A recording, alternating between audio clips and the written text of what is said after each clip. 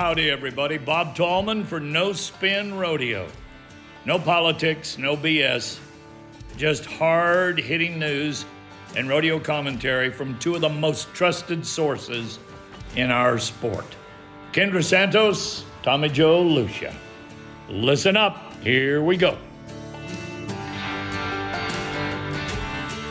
Well, hello, No Spinners. Welcome to episode number 32. Can't believe we're into 32 of these. No Spin Rodeo. I'm Tommy Joe Lucia, and joining me are Greg Teagarden and the First Lady of Pro Rodeo Journalism, Kendra Santos, the social media queen that we all wish we had that kind of numbers, all those kind of good things. Anyway, welcome everybody to No Spin Rodeo. Here where you hear what you don't hear everywhere else, you hear it right here, and gives you a little something to talk at the water cooler about that you can count on. So we always kind of kick it off with kind of finding out what's going on in everybody's lives a little bit with coffee time. Miss Santos, I hear you've got your camera propped up on a drink or two and you're ready to go. Is that right? Well, to get into the right altitude, it is actually on a 30 pack of Coors Light. I don't like beer. I've never liked beer. That is what my phone is sitting on. But I will say this, the weather in our country right now is insane. And like in California, it's been over 100 degrees. My spring roses are in full bloom. The daffodil bulbs just came up. It's very confused. And my heart, I think our whole country's heart is with these people. You don't need to see very many images of what happened with Hurricane Helene in North Carolina to just, the devastation is beyond what is really hard to comprehend. And now people in Florida bracing up for Hurricane Milton, which I've heard all sorts of things.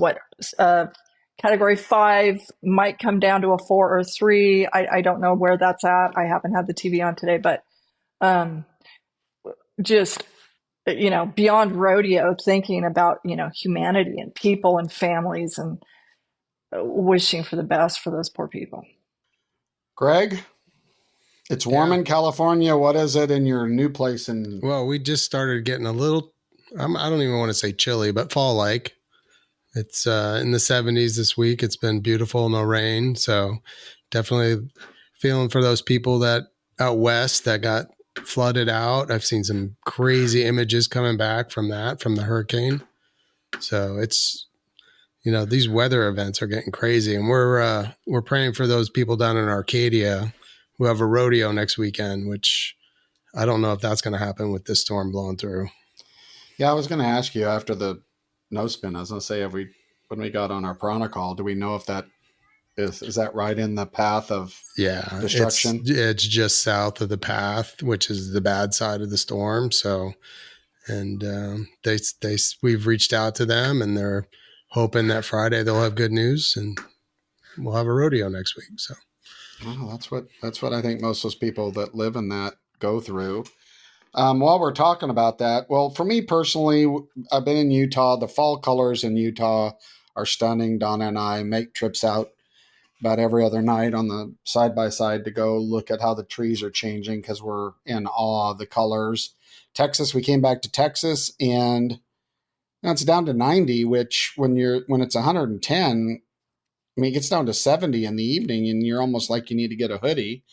So it's cooled off in Texas. But I will say on the North Carolina, I did want to bring this up in coffee time. Those people you guys just touched on it. I want to do a shout out. A friend of mine named Fred, he owns Gala Catering. He's sending his catering trucks to North Carolina to cook, to send food to a lot of these people. So shout out to Fred. And another thing that I saw, and I even gave him a call, one of the guys in our rodeo community, Matt Merritt, very good entertainer. He lives about 40 miles from kind of one of the most devastated areas there. And he and his family, they've got some friends, and they're in the rodeo family, the Toberers. They have youth rodeo people. Well, they have Mountain Mule Packers Ranch in North Carolina, and they have these mules, pack mules, and what they typically do is they take veterans up in the mountains as a part of therapy, right? Well, they've converted all of their pack mules over, and so they're now meeting in Walmart there right down the road from Matt Merritt's place, loading up their trailers with supplies, going up, strapping them on the pack mules, and packing everything into these people that can't be touched. So there was a couple interesting things in my conversation with Matt that I thought would just be interesting here in coffee time.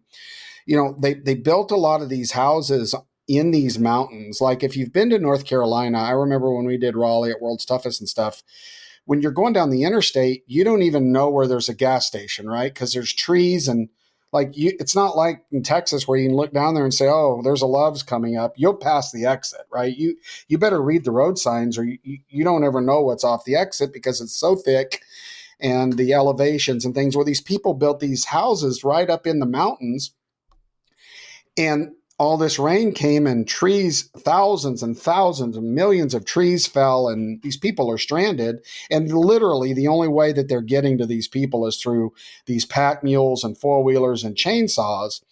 And so the Tobers Mountain Mule Ranch, I just wanted to mention them because we always wonder, who do you give something to? And another interesting thing, they don't need water bottles, right?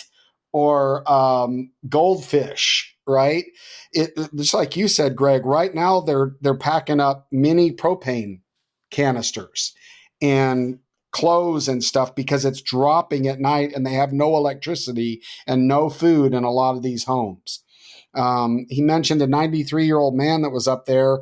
Tree fell through his house. He'd been up there for a week. They knew he was up there. They finally got to him. 93 years old, by himself, a tree in his roof. It's just leaking in. He's just sitting in his recliner, but he doesn't want to leave, right? So a lot of these people don't want to leave their homes. And so I was going to mention, and this is up to you guys, but at Michelle-Toberer that's the Venmo account for this Mountain Mule Packer Ranch. And I'm not telling you to do anything, but it's kind of nice to know if you do feel, and if you do want to give something, that you know what this is going to. This is going to buying the supplies they need, putting it on the mules, because these people aren't Red Cross or nothing. They're just pack muling supplies in. And he said it's almost like a mail route. They have like all these houses and they start the mules and they stop here. What do you need today? And they go on to the next house. So I thought that was really cool. It's a part of the rodeo family out there kind of doing their own thing to help those people that, it's intense in those areas where the mountains just flooded, right? Just the mudslides and floods and stuff. So, praying for these people. For sure. And like a lot of us have seen the image of the horse standing on top of a roof, and there's like 2 feet of the roof of a house or whatever it was sticking up out of the water.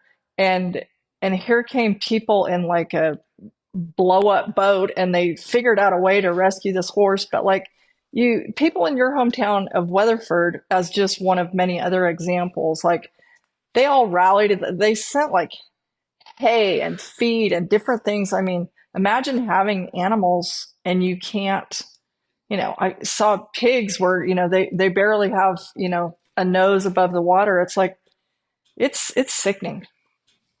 It's heartbreaking, and it's reality. And now Florida's bracing. I mean, it depends on what you're reading, right? For the mega storm of the century. But then you can read stuff that says that that China is putting infrared waves through their satellites that's increasing the strength of the storm. So, we don't know everything, but we do know that out of your own little bubble, there are people hurting. So if you have the opportunity to reach out and help some of these people that are actually on the ground there doing stuff, Donna and I offered to go into North Carolina and help, but the truth is, it's really hard to help. We've mentioned this before, right? There, even FEMA and stuff stop these food trucks from these cooking catering trucks from coming in because they're trying to coordinate it. Well, these people are just trying to come in and give people food, right? And I'm sure it's not as simple as I make it sound, right? Coordinating a natural disaster, but let them eat. Anyway, but coffee time was the reality. That's kind of what it's about, a reality of what's going on in the world today. So yeah, and those people in Florida, this is the second storm in 2 weeks. So that Big Bend from Tampa up has already, been flooded out already. So this is not going to be a good trip for them either. Well, and the waters haven't had a chance to recede, right? Is that correct? The way I understand it is they're already full, and they're going to be more full or something. Yeah, I've seen the sand that got pushed up in like Clearwater and all that area in the Big Bend and Cedar Key. They're just digging out now. It's going to get all pushed back up again. Well, it's beautiful to live there when there's not storms, just like it's beautiful to live in California where you're a Kendra until you finally fall into a giant hole when the big one happens. But anyway, staying in the center of the country where I'm at, it has its advantages, even though it's 150 degrees and there's scorpions and copperheads. All right, here we go. Let's hit some rodeo news. Kendra, you kick it off, and I've got a little bit on the tail end of you. What do you got in rodeo news today? I sadly have a death in our rodeo family. Sorry to make it even worse, but this 19-year-old Kansas cowgirl, Emma Brungart, I hope I'm saying that correct. She died Friday night, October 4th, in a single vehicle accident in Kansas. And my understanding is that there were 6 college kids in a truck. The driver missed a Y in the intersection and hit a row of trees. And Emma died at the scene, and there were a range of injuries with the other kids. But she was Miss Rodeo Teen Kansas this year and went on to Colby Community College on a rodeo scholarship, competed in the barrel racing, breakaway roping, and goat tying. By all accounts, just a great kid. So something that really was a dagger in my mom heart is that Emma's parents, Holly and Mike, they lost Emma's little brother, Joseph, 3 years ago at 14 years old. So prayers for that family. This is the worst lightning strikes twice thing I can imagine. I know another rodeo family in Nevada who's lost 2 kids separately. And I just, I can't even speak of that. So another prayer rally for our rodeo family. 2018 NFR barrel racer Kylie Wiest and her husband Jay. Their little man Marcus, he was in a horse accident last week, and he's no longer intubated. He's awake now, but he suffered a serious head injury, and so obviously we all wish him well and sending prayers to that family also. Because the family ties. Kylie Wiest, that sounded familiar, and I'm like, yeah, I guess it's because she was at the NFR. But I think that this is fun, and it's directly linked to, what we're all about, which is sort of the rest of the story on rodeo. But Kylie, her sister Janae Ward Massey is also an NFR barrel racer, as is their mom Renee Ward, as was their grandma Florence Urey, who's a very, very famous Hall of Fame cowgirl. So if it sounded familiar or not, that is generations of rodeo greatness, right? NFR, NFR, NFR, NFR. So that's pretty cool. The 50th Canadian Finals Rodeo, it was amazing. That just happened. And it was extra fun for me, a special friend from Nebraska, a special friend to our family, the Wakefields. Riley Wakefield went in with the #1 back number. That was fun. And I thought that the openings were extra. They were really cool. There were some really neat things where my 2 personal favorites were like they had Mel Highland, the legendary bronc rider. Like they had Mel Highland getting down on one in the chute, and he sticks his feet up, and he lifts his rein and like he's going to mark him out, and then they cut the lights, and 72-year-old trick riding like icon Jerry Deuce, she gets on. Do you know Piper Ewell, the young trick rider? She's in her teens. She's insanely talented. So Jerry Deuce, 72 years old, she actually performs a trick at 72 years old on Piper's horse. It was really, really special. And anyway, I thought those were things that I don't know that anybody's ever seen before, a 72-year-old trick rider. But records fell all over the place at the Canadian finals this year. Cody Lamb in the bareback riding, he won the CFR and the championship. He set a record, 92.5 points on C5's Virgil. Where does it end with that horse, right? Like it's almost like if you don't, who gets him? It seems like sets a record, right? Like if you don't get car killed, you're gonna win the rodeo and likely set a record. It feels like with that horse. But anyway, in the bulldogging, Dalton Massey won. He's the world leader from Oregon. He won his first Canadian title, and he won 2 rounds, and then he had to win.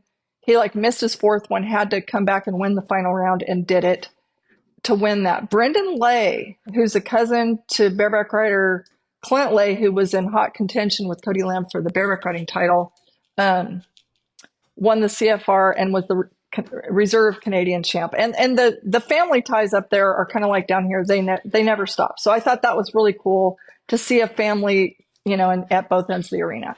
In the breakaway roping, Macy Auclair won both the CFR and Canadian championships.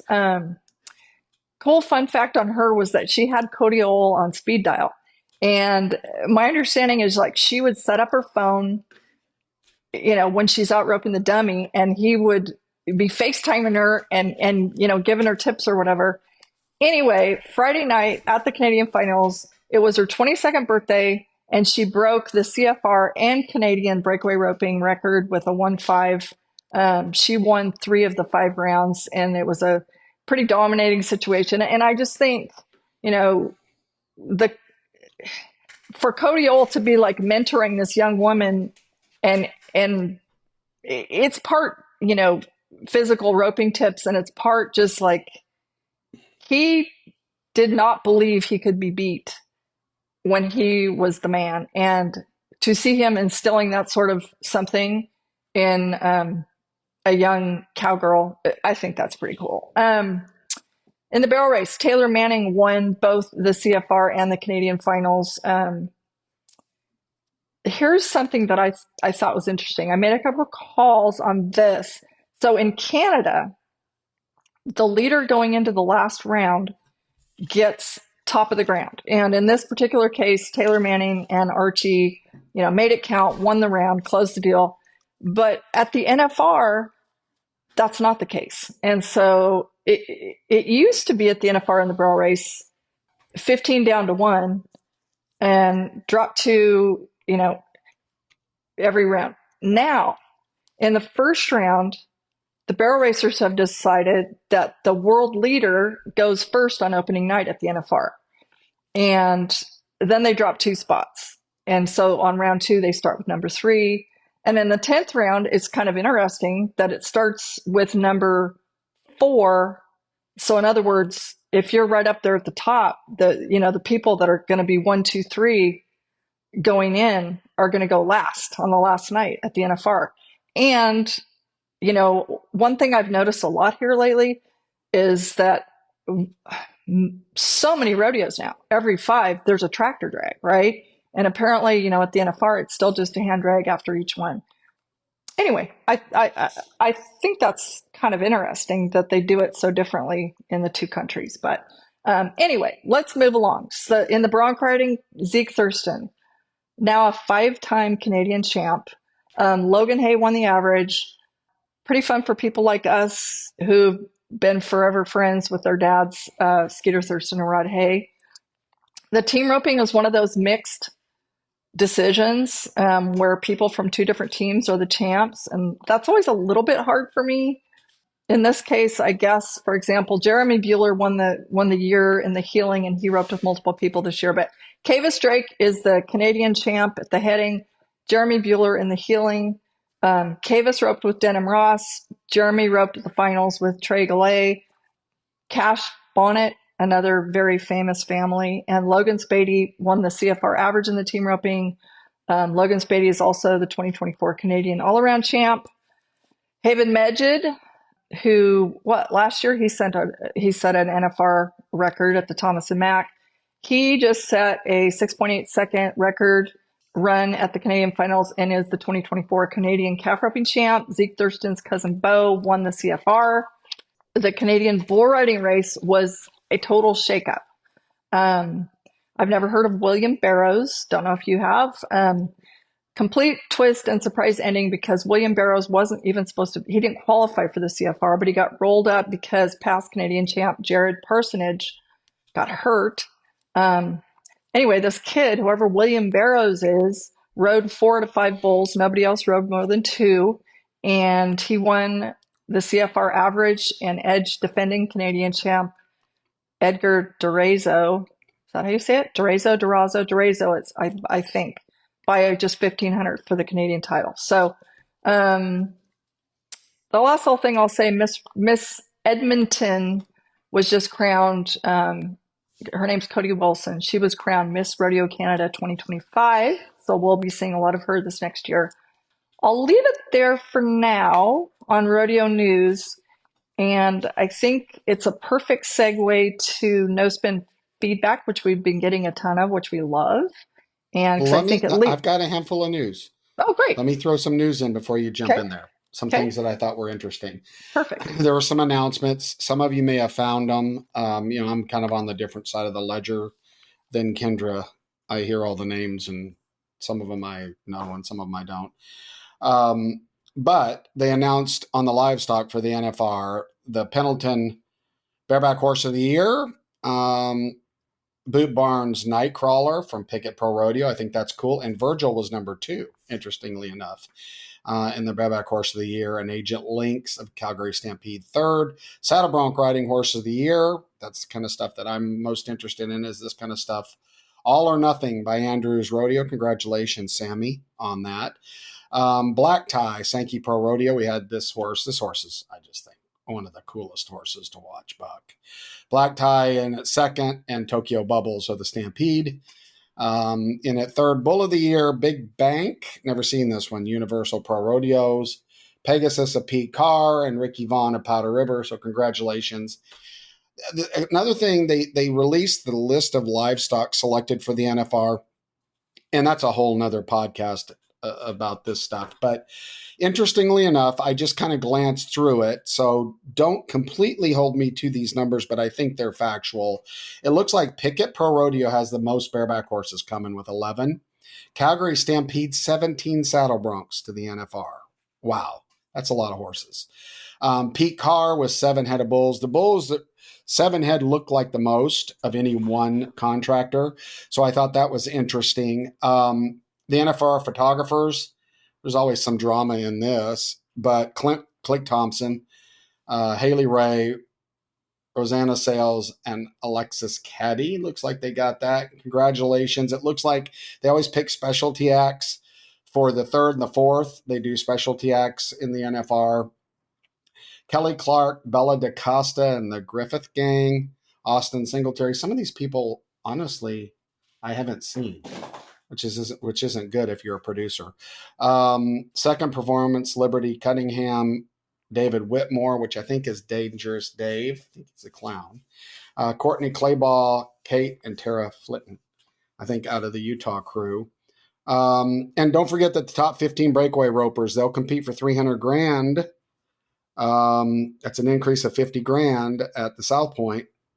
2 days, 10 rounds. So Just some notable mentions as we start to hear who gets to go to the NFR. Also, really a kickback. You talked about Piper. You'll ask if I know her and know Piper and her family really, really well. I'm glad you brought that up. Piper Ewell, we've been executive producing. We've done a broadcast show, Kelsey, your mom, on Piper, that's going to be 8 30-minute episodes. That's going to air on the Cowboy Channel. It's called Piper Ewell, a Cowgirl Original. It starts on October 15th at 7:30 primetime, 30-minute shows. This is something different. This is a different kind of a broadcast than you're used to on the Cowboy Channel. So you can get to know this young lady, and man, she is unbelievably talented. She's fiery. I mean, I've seen her, been around her. She's a handful. So it's a good product on Cowboy Channel, something different. Piper Ewell, a Cowgirl original TV series. It airs the 15th of October. We've had some parts of that broadcast with their edit team and stuff up there. It's a good show. It'll be a cool watch if you have time. I can hardly wait to know her. And I know a couple years ago when I was at Pendleton and I went over to Happy Canyon to the night show, she was in that. And I mean, she's just a kid. And I saw a picture the other day of her jumping a horse over a car. Like and at Cheyenne this year, she gives other people Roman riding a head start and has a flat ass horse race, Roman riding. I mean, she's fearless. And I do have a question since you were just talking about bucking stock. There would be two things on that, I guess. One, I noticed at the Canadian finals, there's a stock contracting company that's like a hyphenated company that includes the name Ewell. Is that her family? I would bet it is. I don't know the answer to that, but they just bought a feedlot. They've got a lot of ground up there. They've got a big agricultural operation. And you got to be careful what you mentioned to Piper, because I think somewhere in conversation a year and a half ago or 2 years ago in Denver, we were talking about great specialty acts that I've seen in my lifetime. And I said, well, Jim and Jan Morvell jumped Roman horses over a car. So if you really want to be good, and sure enough, her mom sends me a text and they've got a car in the middle of the arena, and Pipes has decided now, if that's what you've seen, then I can do it. And she's, and here's the deal. She loves performing, but what's cool, and you'll see in this docuseries, is she's really a remarkable horse trainer. At that young of an age, she's very, very far along in her ability to train horses and mentor at such a young age. And she's got an older brother, and it kind of, the family dynamic, right? They're a real working family. Like, forcing them to come in to do an interview is like pulling their toes off because they've still got 300 head of cattle to feed. So it's an interesting show. You can see her throw some fits. Like, it's the real deal, right? There's a lot, we'll hear a lot more about Piper Ewell, but I bet you their family, they're very entwined in the Stampede and the all of the legacy groups up there. So I would bet maybe they do. I don't know that for sure. Well, and to be clear on what I saw was her jumping that car. She was bareback. She wasn't Roman riding. So she might do that too, but it isn't what I saw. And on a completely random note, if anybody out there has never Googled Wenda Johnson running full-fledged barrel pattern bareback, it's a must-see. I'm like, what? So she's in Piper's league as a horseman. Yeah. Anyway, go ahead. Yeah, that's cool. So that was all I had, and wanted to throw in a few things from the contract personnel side of the game and the livestock side of the game and news.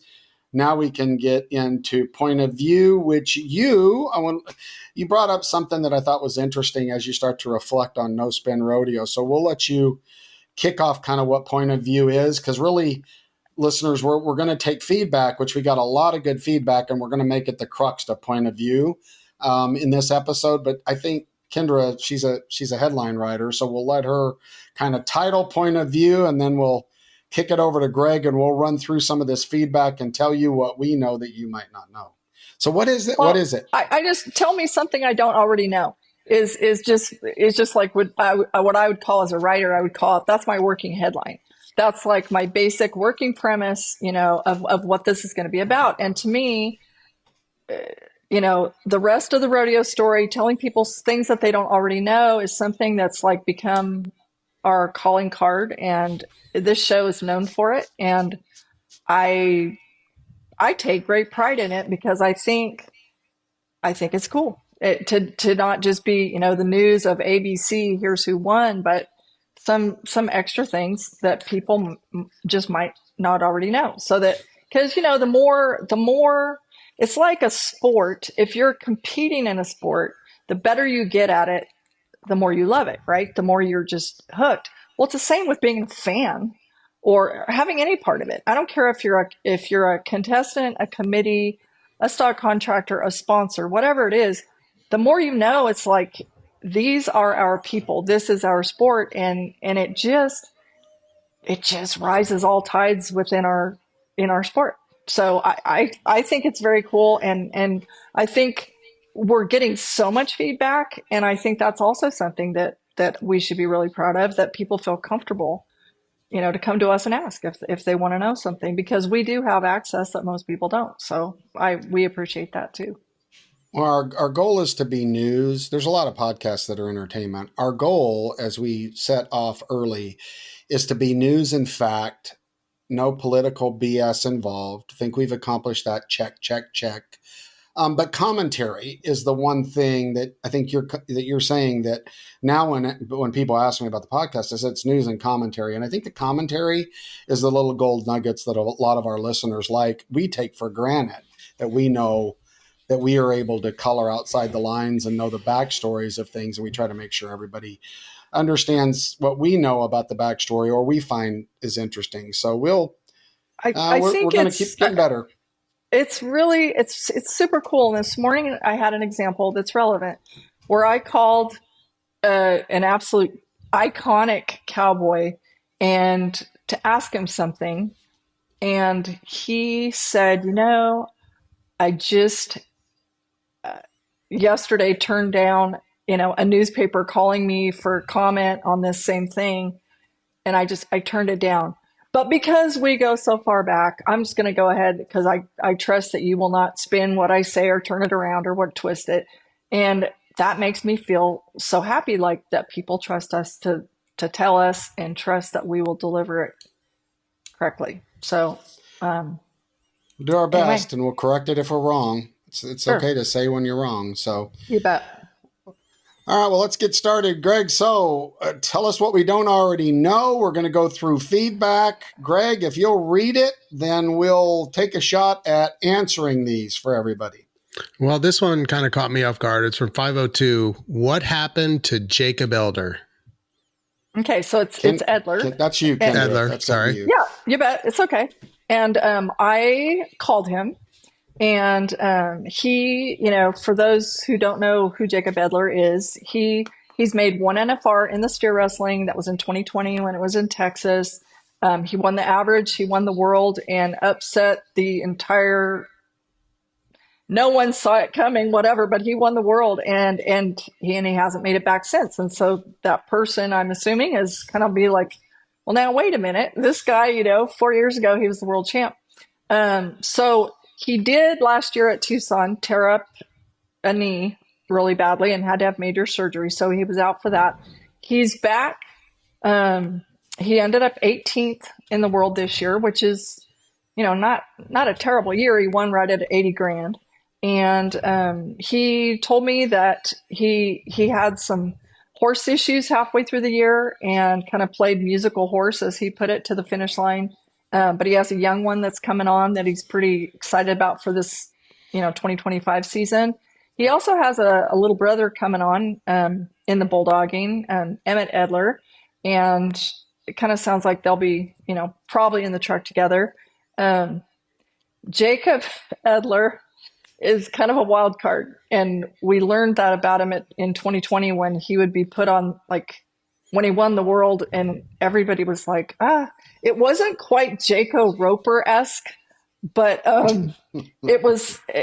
Here's how he put it to me. It feels like we have the tools to be successful this next year. I'm going to keep fighting and scrapping and getting all my pickles in a row until I get back to where I want to be. So Jacob Edler is healthy. He has a young horse coming on, and he's ready to do battle in 2025. So he's still with us, and he's still doing pretty darn good. So that's good news. Good deal. Steve had a question about judges. Should rodeo committees have a say on who judges their rodeos?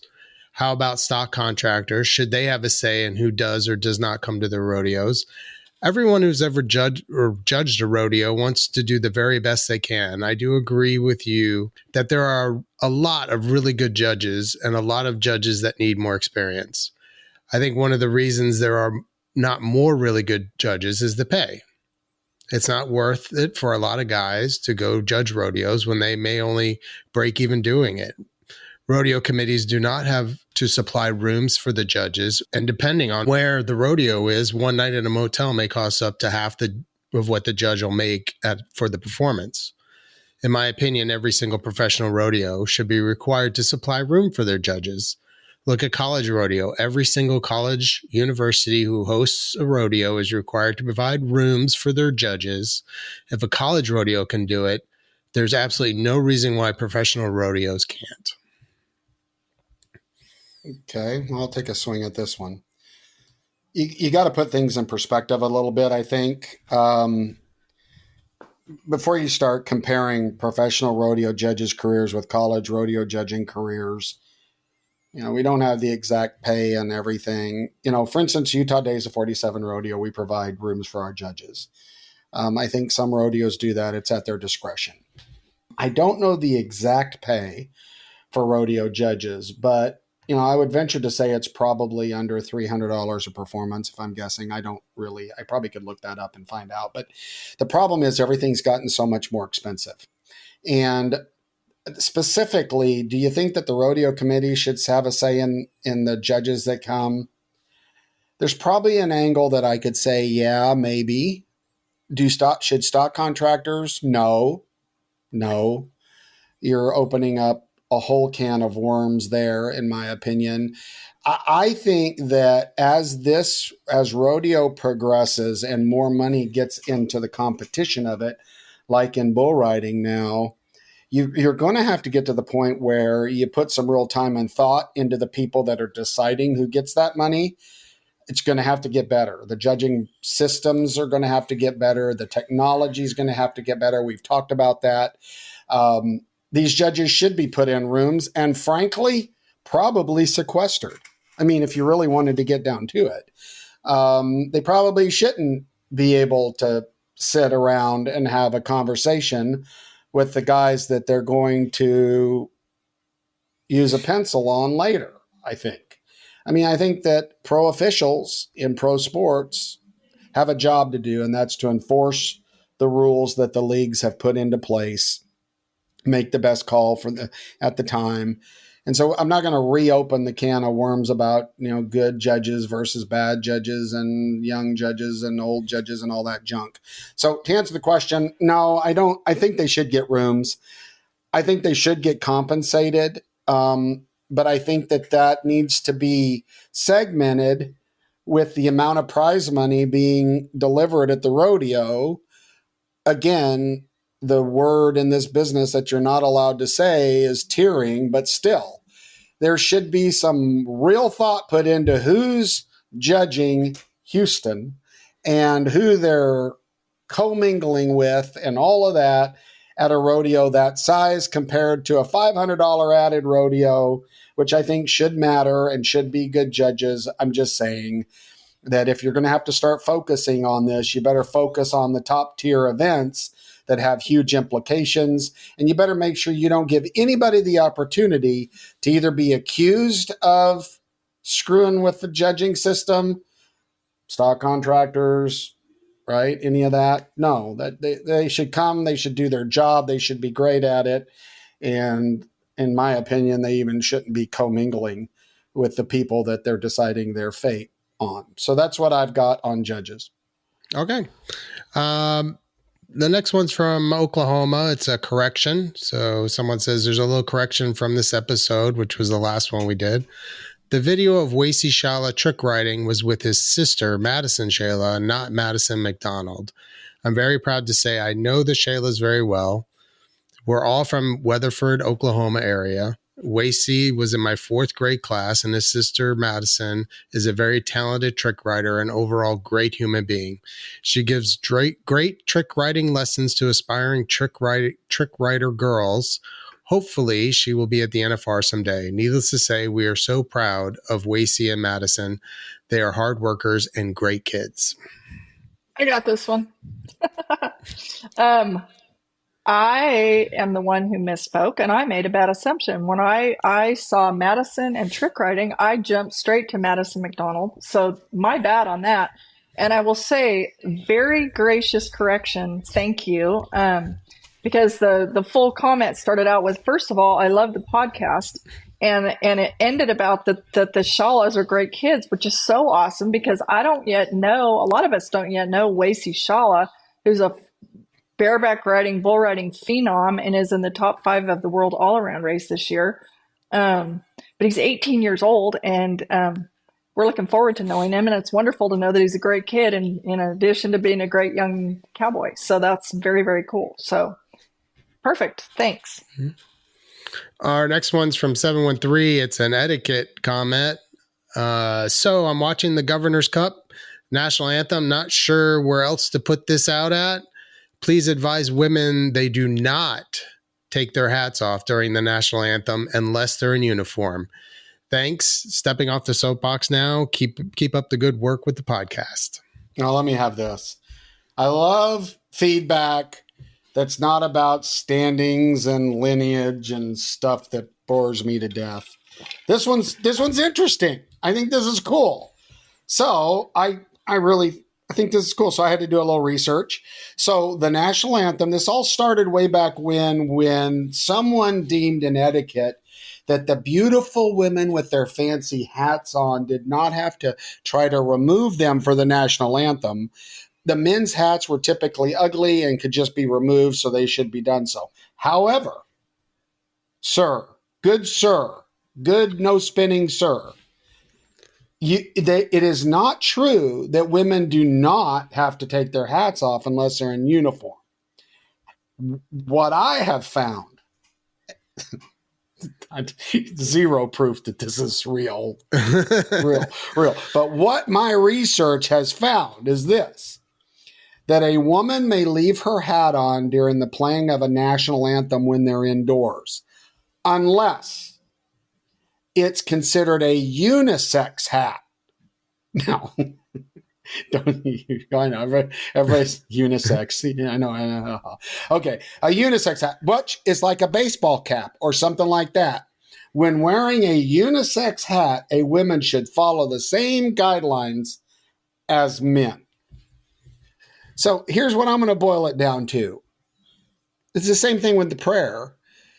If you want to take your damn hat off, take it off and show respect to the flag. And if you're a woman that can get it off your mop and not screw your mop up, I mean, because I know there's a lot of bobby pins and different glues and stuff that goes into a cowboy hat on your do. But if you can take it off and you want to show respect, come on, no spinner, 713. Let them show respect to the flag. It's about time we saw more respect for the U.S. flag than not. So kudos to any woman that takes her hat off during the national anthem. I respect that. Well, I thought also that it was, I thought it was pretty cool actually to see women at the CFR on their victory laps. There were some women who took their hats off and were like, like a lot of guys do, and pumping that hat in the air. It had nothing to do with any sort of etiquette, but they were just so excited. And I thought that was really cool. And I think it's interesting that you say that the history is like men's hats were plain and the women's hats, were so, back in the day, were so frilly. And then my mind was sitting there going, well, maybe that was to offset like peacocks, that the men got the pretty feathers and the women got the plain feathers. And it's like somewhere there's some weird history here. But hey, on the unisex hat point that you made, ball caps and cowboy hats would, I would say, be considered unisex, because there's no difference really unless the hat is freaking pink. It's probably a Well, unisex hat. A black felt hat is a black felt hat on a girl or a guy, right? That's true. yeah, but So I think God kind of shakes the dice. It's kind of like Yahtzee for God, because when He throws it out for you, when it's doing the genetic jumbo, everybody gets a little bit of good and bad. The poor male peacock, he looks good, but he's dumb as a log, right? He ain't, the chick peacock, she's way smarter than him. He might have got the pretty feathers, but he's the one that gets stuck in the corner and she's got to lead him out. Okay, here we go. We were in Pendleton about the discussion we had about the grass. They said, great podcast. The only thing we'd like to mention is that, yes, the grass makes things difficult for some, but especially this year because it rained a lot on Wednesday before and during the perf. It's usually not that big of an issue when it's hot and dry out. Letterbuck. okay, so for one thing, we all love Pendleton, 10-time rodeo of the year. It's extraordinary. But the fact is, the grass is a factor every year, and morning slack, I don't care if it rained or not, when it's dewy, especially in the beginning, that first slack day before that grass gets kind of dried out and shoot up. And throughout the whole thing, there are horses, there are, some slips and slides every single year since it started. That's not saying it's a bad thing, but it is a factor. It's just a fact of life when you're talking about having a rodeo on a high school football field. We love Pendleton, but there are ice nails in this world for a reason. Yeah, and there's no the high school. I think it's cool. Like if you watch a NASCAR race and they go round and round and round on an even track, but then you watch an IndyCar race, street race, where they're making corners and stuff and going over manholes, I think it just adds a whole nother layer to competition, right? That there's no doubt every competitor that's there makes some type of adjustment for the grass. That's no slight to Pendleton. That's actually makes it more interesting. But you can't say that it's not a factor, wet or not. It's a factor, but that's cool. It's cool. It's a factor. It's one of the coolest rodeos ever because it's unique. I was just talking at the Governor's Cup. We had a little deal. Got my Governor's Cup hat on. Thanks, Rory and Jessica and all the people at Cinch at Governor's Cup. That was a great event. That building looked beautiful. That's a cool event. Cinch does a great job there. But we were talking about that, and that's what I was telling when we were at our marketing conference. I was telling the committees, find out what makes you unique and capitalize on that as a rodeo. Pendleton is a great example of that, right? What is it that makes you unique? Like we were talking about Deadwood. Deadwood, the name alone, right?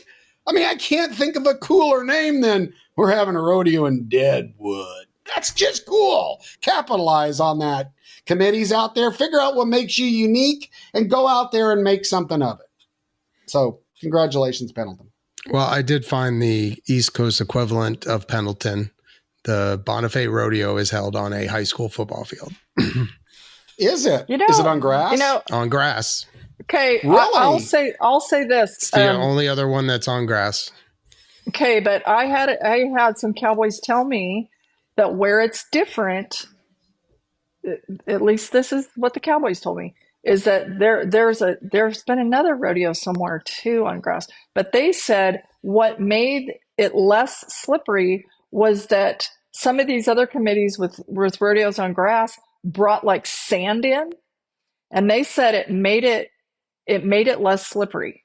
Whereas back to the rest of the story on the grass, at Pendleton, you will not see somebody in the timed events with horseshoes. It's either barefoot or with horseshoes tacked on with ice nails, which are like cleats. So, but they said at some of those other rodeos, the traction was really different and it was less slippery because they brought in sand. So I thought that was interesting. That is interesting. We didn't see many slips. Well, that's a sand base there, right? Yeah, it's yeah, all it sand. is very sandy all there in Florida. Well, and just so you know, on these turf fields, all these NFL games, they bring in sand or a sand equivalent to put in the turf to give traction. So all of that makes sense, Kendra. It absolutely makes sense. Okay, our next one's about transparency. In the September 27th Pro Rodeo Sport News Business Journal, it shows the required circuit count for the 2025, but it does not include required maximum official rodeo count for 2025 in each event. Correct me if I'm wrong, but the 2025 rodeo season starts October 1st. Shouldn't each event count be publicized, posted knowledge before the next rodeo season starts, so everyone knows the rules of the games before the year-long game starts? Makes me laugh when the breakaway ropers had drama the first year there was a breakaway national finals because most girls said only a select few knew there would be a finals in January, and everyone else was told about the first breakaway finals in July or August. These organizations serves all members, not just a select few. This stuff is amateur and embarrassing. I'll say on that breakaway deal that Shots fired. Shots fired. Well, but I think it's great. And the breakaway deal, that was my absolute understanding the first year there was a finals where there were girl after girl after girl would say to me that, you know, some of us are out here on a leap of faith because we really don't have any idea. There was no official announcement till very late in the game as to whether or not they would have a finals in Las Vegas. And so, I mean, to me, this is very fair. This is based on stuff that did actually happen that a lot of people probably don't know about, but that did actually happen. As far as this other part of the rodeo counts, Well, the rodeo count's wrong. He's wrong on that. The rodeo count. So the problem here, typically, a lot of the problems that we talk about on this podcast with the leagues and the associations is more about communication. I agree that they don't do a very good job making information easily accessible and communicating, which we'll have a bunch of that as we go through this point of view. However, you can pull out your 2025 PRCA rule book. Go ahead, get it out. Get it out. You got it out. Everybody's got it out. Okay. Now flip over to page 141. 141. Rule R1.7.2. Maximum number of official entries. It's listed right there in the rule book. Bareback riding, 100 official rodeos. Saddle bronc, 100. Bull riding, 125. Extreme bull stuff. Tie down roping, 80. Steer wrestling, 80. Team roping, 80. So this stuff was documented. It What's was in the breakaway? rule book. I don't know because I don't have the WPRA book open. I should have had that. Thanks, Greg. I will say this before you call people stupid for asking this question. The counts. I didn't call anybody stupid. I was deflecting arrows. Okay. Then call stupid. I'm not casting any arrows, but I will say that the official numbers of rodeo count for each event has changed in the last few years from year to year. And it's the contestants in each event who vote on each event's rodeo count, right? This is correct. And they didn't do a good job in the years past. There was one, what was it that changed? Was it team roping that changed like last year? And people didn't hear.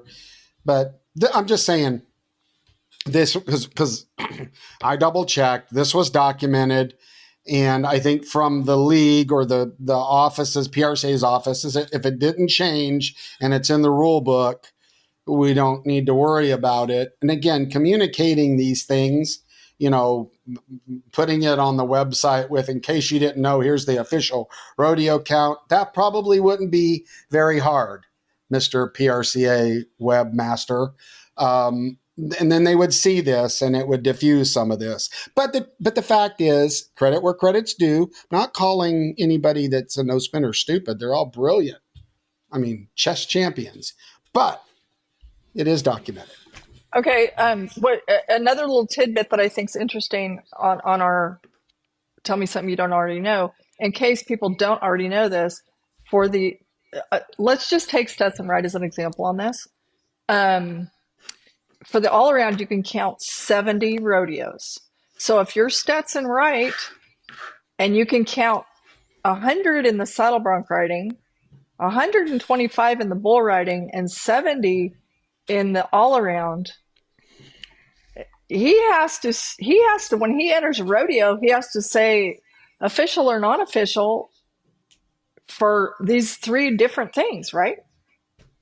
I mean, that's pretty interesting. That is very interesting. That's the woes of being fantastic in 3 separate disciplines. I mean, you're not going to find very many people that have that problem, Kendra. Yeah, but it's kind of interesting. Like, he has to get out his book and decide if a rodeo counts for this, or counts for that. Anyway. Strategy. Okay. That is interesting. What's next? The last thing here is the PRCA would never schedule another rodeo on top of the NFR. How in the world is it fair to schedule rodeos that important to all the steer ropers and contestants working it as a second event, for that matter, for the 2025 regular season straight on top of the 2024 National Finals steer roping this year? The NFSR is November 1st and 2nd, and yet the rodeo in Lubbock, Texas includes steer roping with 10,000 added. Everyone who ropes steers needs and wants to be there. Then there's a rodeo in Texas City, Texas, with the dates of November 1st and 2nd on top of the NFSR. It does not include steer roping, but penalizes guys trying to work steer roping as a second event when it conflicts with a national event. National finals should be sacred events without any conflict, period. I'm going to agree with that one. And simply because, there would never be another rodeo anywhere, anytime during the NFR. It's a national finals. So, well, to me, if you're in the top 15, and Tommy Joe, I know you're waiting to pounce like a cat, which is great. Like a gorilla. But like a gorilla with the red ass. But the thing, that would be a baboon. That would be a baboon. A baboon. Okay, sorry. But I mean, this is fundamentally, to me, this is kind of falls under like a no-brainer, because why would the guys who worked so hard to make this year's NFSR not get to go to a 10,000 added steer roping, because it's exactly on their dates? So I have a question, though. I have a question on that, because the national final steer roping was 2 weeks later last year. So my question is, were these other events already that first weekend in November in previous years? Let me know when the baboon gets to show his red ass. You go show that good ass. Okay. For one, anybody out there that has, I've done this, that has booked sports venues for events, you don't just call them up and go, hey, we want to have the national steer roping finals in your venue and we need it on this date. Because, newsflash, most of them are doing hockey. Some of them are doing indoor football. They have circuses. They have events. Their job is to keep it full. So getting dates in these venues, by the way, that's hard. And so the origin of this date change, Greg, has to do with the available dates at Mulvane for that venue, which forced it to change to a weekend to where they remember it's not like we just come in there and do a convention where in 3 hours they can set up a couple stages and some pipe and drape. You got to bring in 3 million pounds of dirt. You got to bring in chutes. You got to bring in contract personnel. So these events are big for indoor facilities. This isn't out on the football field. And so finding a date's hard. And so that's why the dates moved, right? That's why it moved. Now, I understand that the I believe it's called the Lubbock event was approved and in before they realized they had to do a date change.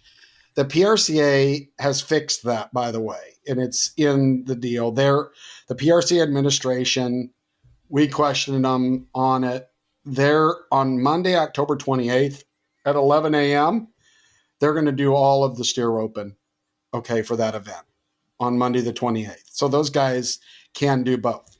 Now, on November 1st and 2nd, there is the Wilderness Circuit Finals, the Turquoise Circuit Finals, Brookings, South Dakota, the Adirondack Stampede, Casper, Wyoming, the Largo Mar Roundup, that's the one in Texas City.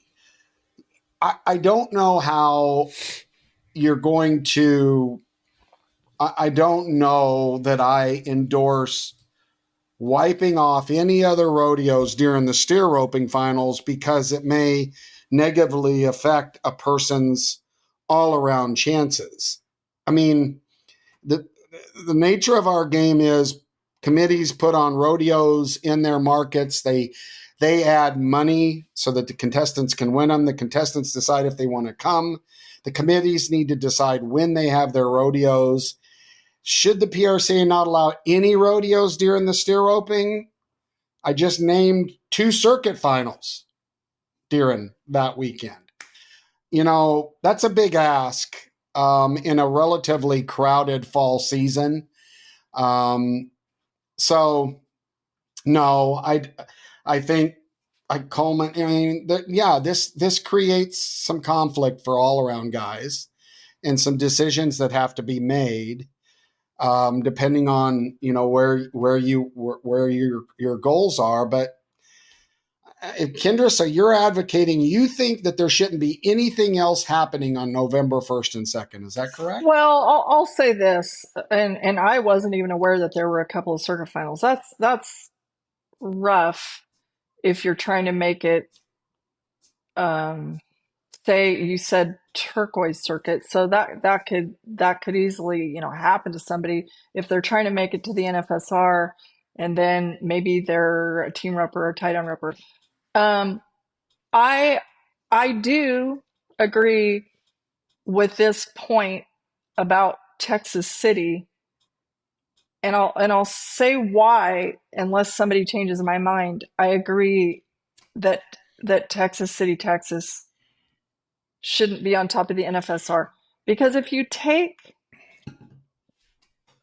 I've never really fallen into you and I know well of all the conspiracy theories over the years. When we worked for the PBR, there were theories that the PBR didn't want a Brazilian to win there were certain years, or didn't want a certain person to win for certain years, and they wanted this guy was their guy. And then there have been conspiracy theories about, okay, the PRCA want a rough stock all around champ, whatever. I'm not going into all that crap. It's like, may the best man win. But let's just look at this year's World All Around race, and 4 of the top 5 are timed event guys. And Shad Mayfield's leader of the pack. Steer roping's his second event. Coleman Proctor almost made the steer roping, in steer roping's his second event. Whatever. I just feel like Texas City, Texas is too good of a rodeo for Shad Mayfield or Coleman Proctor to skip out on. But that doesn't feel right. That they can't go to a rodeo, that they should be officialing for their main event that is their livelihood. If you can make it, I mean, I just don't see that they should have to decide. If Coleman Proctor He almost made the stirruping finals. He shouldn't have to turn out his partner Logan Medlin at Texas City, Texas. If it's a good enough rodeo to enter to count toward world standings in 2025, I don't think that he should have to decide between a national finals and an event that is one that he would absolutely have on his official count for the season, for the next season. So you're talking about two different seasons being impacted. But why put him behind the eight ball going into a new year when you don't have to? You can always have the steer roping a different push to a different day, right? So it doesn't conflict for the other events. What's bothering me a little bit here is I'm not finding, and I did earlier, this on the deal, this event. I'm trying to figure out. I think it was $76,000 added at that Texas City rodeo at that rodeo, and I don't know. I'm getting a little nervous now because I read off those rodeos because I looked on the schedule, but I'm not finding the Largo Mar Roundup for some reason now. I don't know, but anyway, here's the deal. So I would ask you this, Kendra, if this committee says, I mean, you don't know the situation in that market, and they said, look, this is when we have to have our rodeo for whatever reason, and we're doing $76,000, and you're sitting in your big comfy chair as the boss of when rodeos get to happen and when they don't. So you're telling me you think it's better to say, we're not gonna throw that 76,000 in for somebody to win because we don't want to compromise these guys that are making the steer open finals. You would opt to not have someone win that if it's 76,000. I think that's what I read. I can't find it right now for some reason. That would be your decision?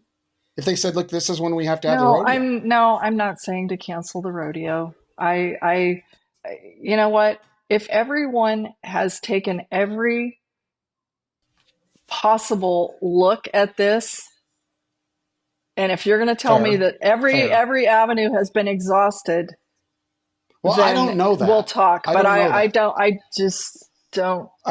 I think that I would assume that administration pays attention. That's an assumption. Zero proof on that. Pays attention to conflicts. But let me tell you, it's a whole lot easier to sit there and say what should have been done than sometimes to do it, Kendra, because there's a lot of things that go into these decisions, and there's a lot of small details that we don't all know about when we're sitting there saying what should. And I'm not necessarily defending this decision because it may be that this event could have been pushed 2 weeks without any problem, and that was never asked. I don't know the answer to that, right? But I'm just saying, you asked me, do I think we should clear off the slate for the steer open finals and turn down 7 rodeos? No, I don't think we should do that. I think this is not something that is particular to this year. This has happened in years past. And by the way, there are reasons such as these that, like, I thought it was really fun to watch Tough Cooper. Remember when Tough Cooper won the world all-around title and proposed to his wife on the stage and all that? That was because of steer roping. Tough Cooper no longer steer ropes. I was there when he ran his first ones at Trevor Brazil's house. Like, he was really good at it and fun to watch and great for the event. But he's not doing it now. Why? Because the headaches aren't worth it. And I just think it's too bad. If we would just try every possible thing we can do to make it fair for all members, which is what every single thing we've talked about comes back down to, that'd be very much appreciated. It would. Nobody wants a them against us thing. I agree, but you've got how many members in the PRC? Do you know that number? I don't know the current number for sure. I know what they used to say, but what they used to say. So what was it? 6,000, 5,000? Yeah, I thought I saw somewhere around 8,000. You got 8,000 members, all that have a say. Oh, and then we need to divide them up into 9 different sports disciplines, all of which have a different set of needs. And I don't want to be the king of that kingdom and try to keep all my peeps happy. It's impossible. You got to make the best decision for the group as a whole. And sometimes that's not even done. There's times when we make decisions for the whole because of the way it affects one piece. That's not right either. So I just don't think it's quite as simple as, I agree with you. Everything should be taken into consideration, but I guarantee you those decisions aren't quite as simple as some of us think. I agree with you on that. Okay, well, that was we're into this. We'll kind of wrap up here. I have a couple of things to add onto the tail end of that, that are directly point of view related because they tell me something I don't already know. We touched on Houston, I don't know, a time or two ago, and that they're going to add a whole bunch of more money in 2025, which is awesome. And, they're billing themselves officially as the world's richest regular season rodeo, which I believe they have been for quite some time, right? The new I think official they added total 65,000. Well, the each. new official total purse is going to be $2,533,500, which is extraordinary. And now, something I don't think we got into specifically is we were talking about, top loading versus, having it, pay more as it goes down. And the new, for a long time, the winner at Houston was paid $50,000. Well, now in 2025, the winner is going to get $65,000 instead of $50,000. Yes. Second place is going to win $30,000 instead of $20,000. Third is going to win $20,000 instead of $10,000, and fourth is going to win $10,000 instead of $5,500. Any of those places are more than most rodeos. We are told that it all is going to count toward the world standings, right? It is. Well, all of Okay. it, and it should be.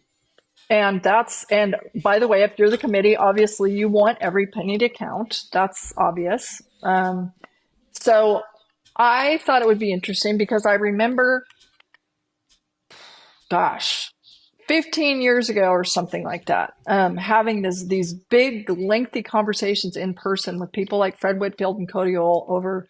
They were kind of hot at the time about the 50 counting because they were like, man, it's so out of proportion, and world championships shouldn't be decided by one rodeo and stuff. And we would go round and round. And part of my thinking was, that I would always say, we have to start somewhere with one that, like this. And then, but I feel like then, it kind of spurred some competitive juices with San Antonio and different things where they wanted to, pay more. And so that was a good thing. And I'm like, what, instead of making this one not count, we need more of them. Kind of like what Fred is saying here. We need more of them. Anyway, so yeah. I thought it would be super interesting now that his career's in the rearview mirror to ask him, okay, 65,000, what do you think? And his exact words, they need to have more rodeos match it so they don't just give away one NFR spot, which is virtually the same thing that he said when he was contending for a world title. It's really, this is tricky stuff because okay, but who doesn't want more money? Everybody wants more money. Okay, but you've heard me say this before, that if you want that one free NFR spot, just go win Houston. That's part of sport.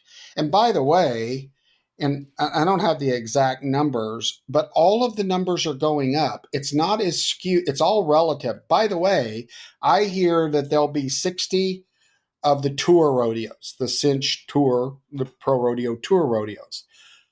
The lowest one of 60 adding $127,000. Did you hear that? That's 60 rodeos, Kendra. So, yes, Houston should get to make whatever rules and do it whatever they want when they're paying that much money. I don't even care if they get to play by different rules than everybody else, because that's huge for everybody that gets to take part in that. But the entire lagoon, we're not a swamp, that's up north in DC, but our lagoon is raising. And if you've got 60 tour rodeos, and I think I'm right, I'll fact check myself later, but where 125,000's the bottom, there's a chance to win a lot of money now. And you're not gonna, it all should count. Every penny should count. The restricting what credit you get for winning that because all of those that didn't win it don't like it. Come on. Mm-mm. I think that leads also to when we're talking about like the rules set out at the start of the season, which started this week, the new 2025 season. Um, is it at this time publicly to all members clear how next year's tour works? Because I don't. If it is, I don't know. No, it's not because I don't know that the final tour layout has been voted on. Because Which right again, now is when people I, are I, building a playbook of their whole I, year. How do they decide? I don't have a defense for that. That stuff should be buttoned up in advance. But I guess the only defense to that is the way things fall. You got to get through the 2024 tour before you start analyzing the changes, maybe, right? To implement. I guess I can see that. They're doing audits and everything else. They're pretty busy over there in Colorado Springs, making sure they've got the right people to the NFR, and they should prioritize that. So again, I'm not making excuses. I think everybody can do better. I do agree that when you start a season, the rules should be in place. I agree with you. The tour, right? What the tour is and how it works and how it impacts and all of that stuff should be in place. I think it will be in place in enough time that it's not going to change anybody's business decision or impact them negatively. I don't think. We'll see. I don't think that would be the case. And so kind of it is what it is.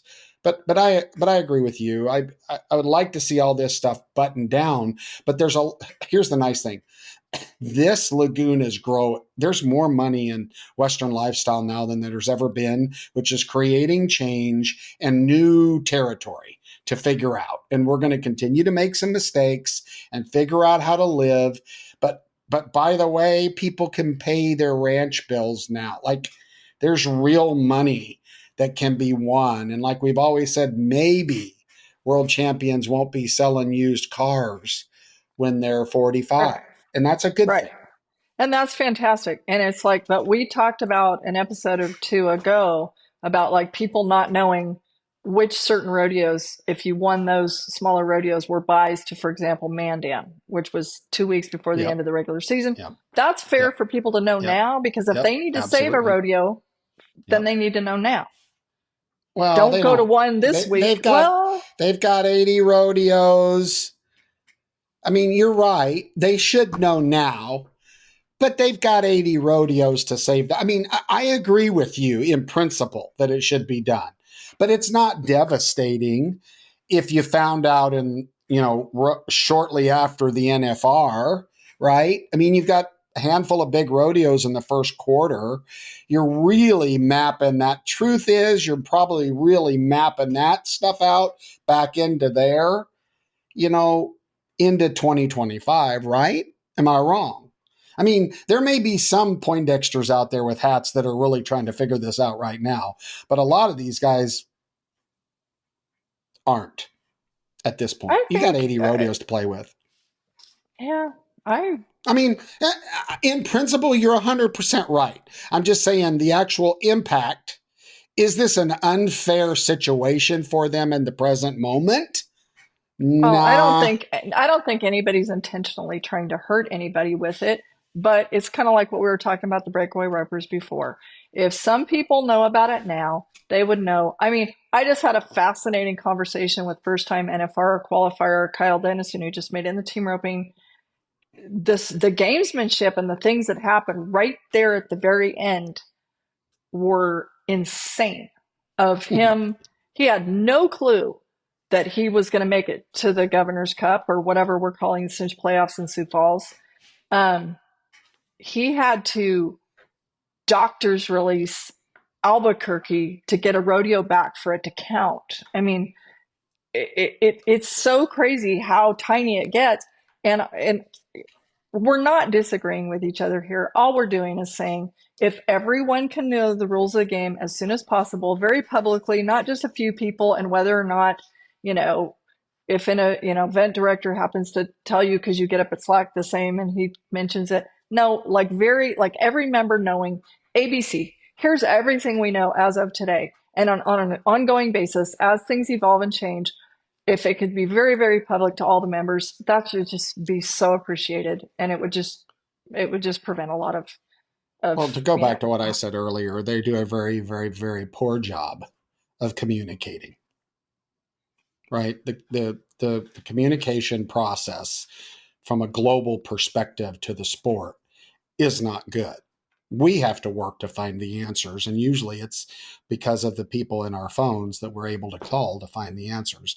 And it needs to be more accessible, because some people are male peacocks and they get caught in the corner, and they need to be able to read it really easy. So, I'm with you. I think we agree on all of it. It needs to be better. I think so too. And I'm gonna save some stuff that Fred and I had an awesome conversation about Chad Mayfield, but in the interest of time, I'm gonna save it for another episode as we get closer to the NFR because it's actually pretty cool. Let's go to the other end of the arena before we leave. The bull riding. There are some things that I certainly didn't know before talking to some different guys just here in the last day. We mentioned last time that Josh Frost was scheduling surgery for his shoulder right after the NFR. Big change on that. He just 10 days ago went to Mexico for stem cell therapy, and they now think that the tendon is like going to reattach itself. And he said that he had the treatments 10 days ago and already feels 10 times better. This is an interesting side note. Like, okay, he went to Mexico, which, by the way, the likes of Casey Field and Trevor Brazil used to go to Mexico to get treatments they couldn't get here. Agree or don't agree, I don't really care. This is their bodies. But anyway, Richmond champion, the bareback rider, his wife, Paige, was an Olympic figure skater. So here Josh Frost has gone from fearing that he had to have major surgery that was going to keep him out for 6 months to going to Mexico for stem cell treatment that he now thinks might keep him out of the operating room. Paige Champion hooked Josh Frost up with this Canadian physical therapist who helped her when she was ice skating at the Olympics. And she's confident that she can help stabilize Josh's shoulder with exercise. So that's like the difference between Josh Frost having a 2025 season and not. So I'm just pulling for him because, that would just be incredible. But it's, there's a lot of international flair to this episode, I guess. But that would be pretty darn cool if Mexico and Canada kept an American bull rider at work. Other bull riding stuff. PBR World Champion Jess Lockwood plans to rodeo in the PRCA this year in 2025. I find that fascinating. And because he's been, PBRing for quite some time.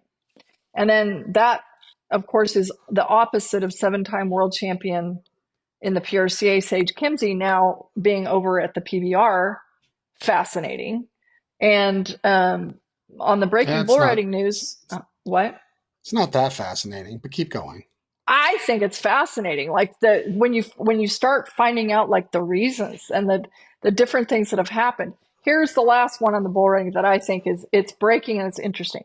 Defending world champion Kai Hamilton, Australian, has been going to some PBRs, and he's riding with a helmet again, which I think's interesting because last year when he got the terrible head injury at the NFR and people were kicking and screaming and threatening JB Mooney with his life for talking him into it and and Kai was saying, well, I have a better chance of getting mucked out when I'm riding with the helmet.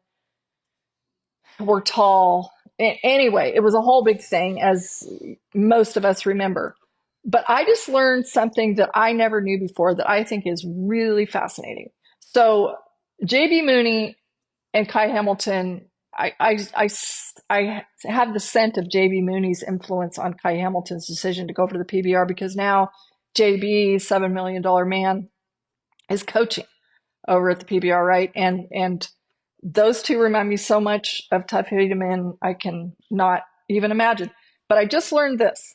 The PBR has a rule that if you were born after 1994, helmets are mandatory.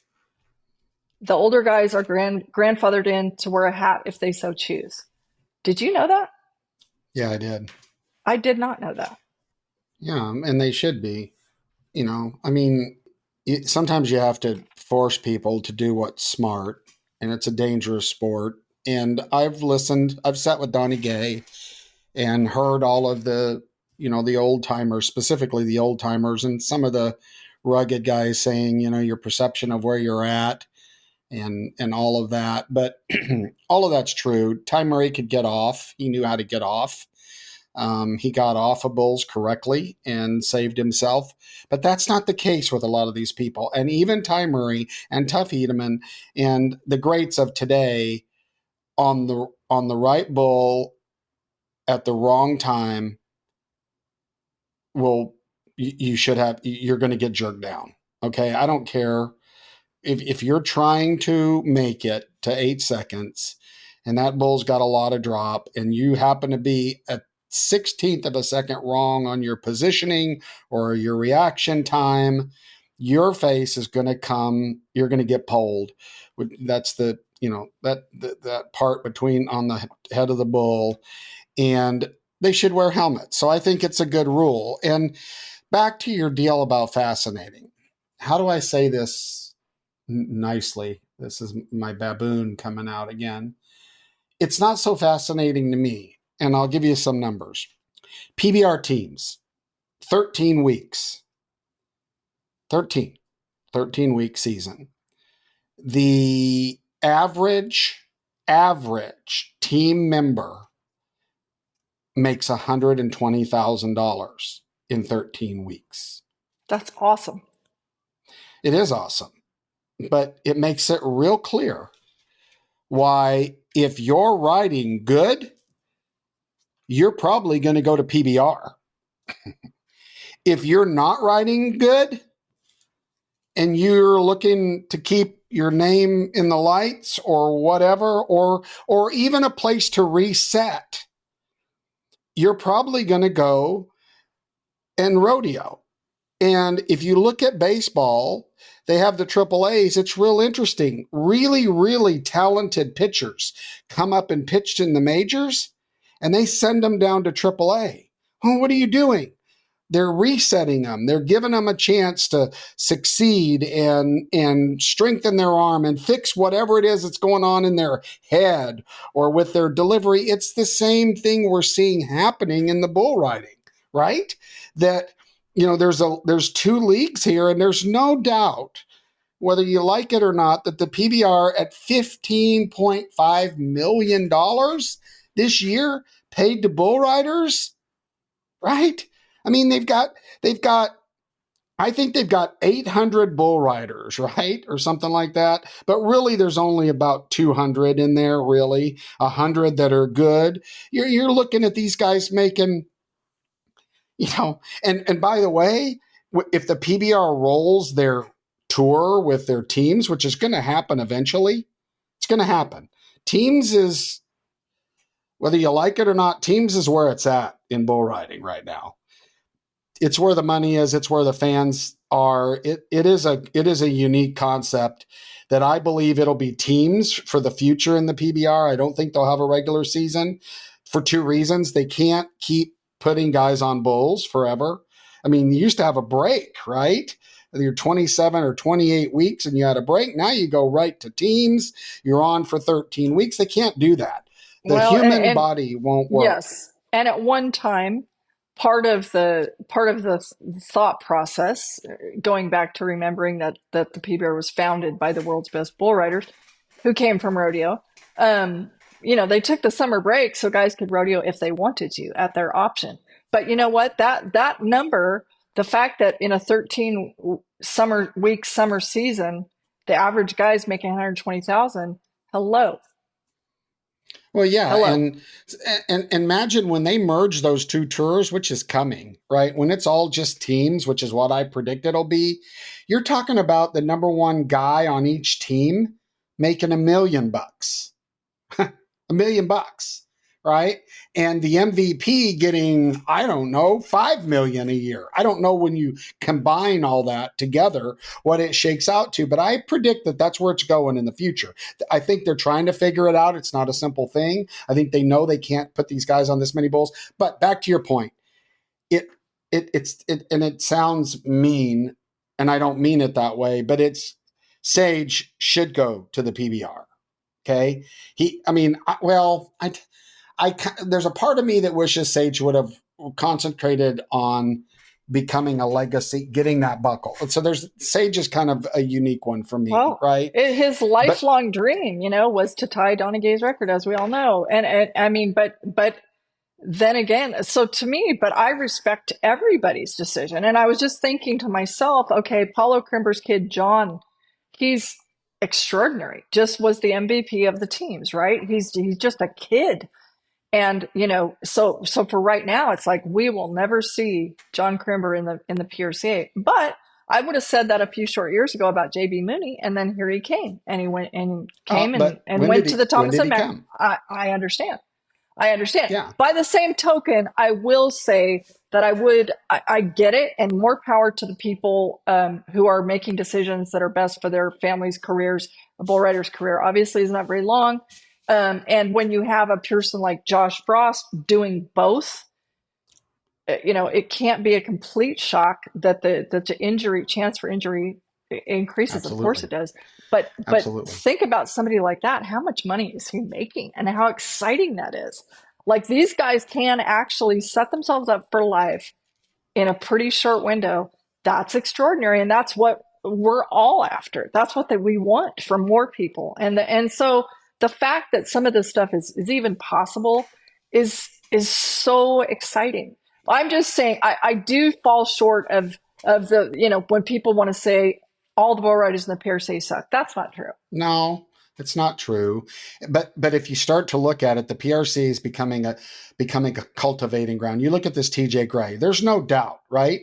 But then again, every coach in PBR teams knows exactly what all of the PRC bull riders are doing, because they're targeting them for their team's event. And by the way, if it's just financial for you, if there's no draw to be in now, I love to see the fact that, like, a TJ Gray that goes out in rodeos for a few seasons, right? Experiences that back of the van, Pendleton, all those things, and then goes on to teams and kills it.